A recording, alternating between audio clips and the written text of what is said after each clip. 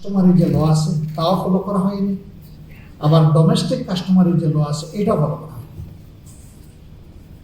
সাক্ষ্য আইনকে বেমালুম দলিত মতিত করা হয়েছে। আমাদের দেশে এভিডেন্স ল যেটা আছে এটা মোটেই ফলো করা হয়।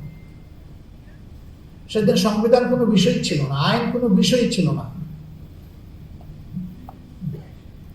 যাদের ইশারায় তারা এই কোর্ট পরিচালনা করতেন তাদের ইচ্ছাই ছিল আইন, সেটা বৈধ হোক অথবা অবৈধ হোক।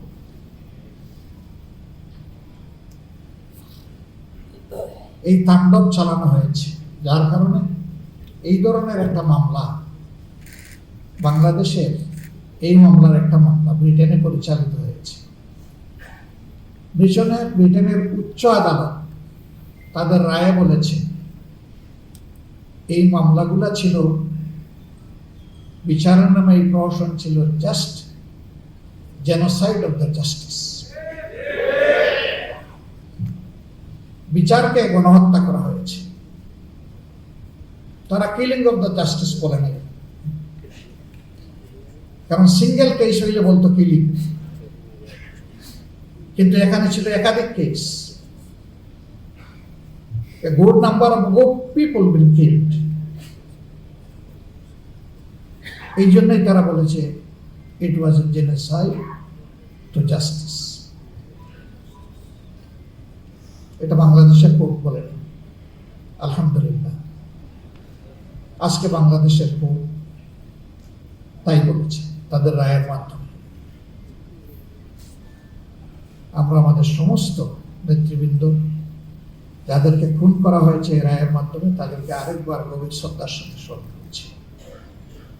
অধ্যাপক গোলাম আজম রাহিমাহুল্লাহ, শেখ আবুল কালাম মোহাম্মদ ইউসুফ রাহিমাহুল্লাহ,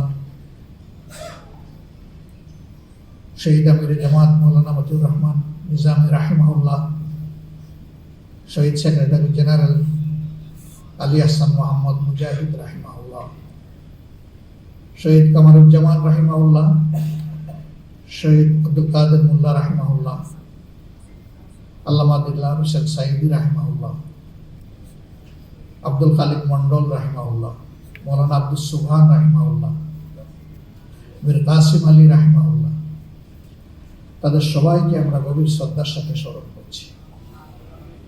আপনাদেরকে দুনিয়া থেকে সরানো হয়েছে, আমাদের বুক থেকে কখনো সরানো যাবে না। আমরা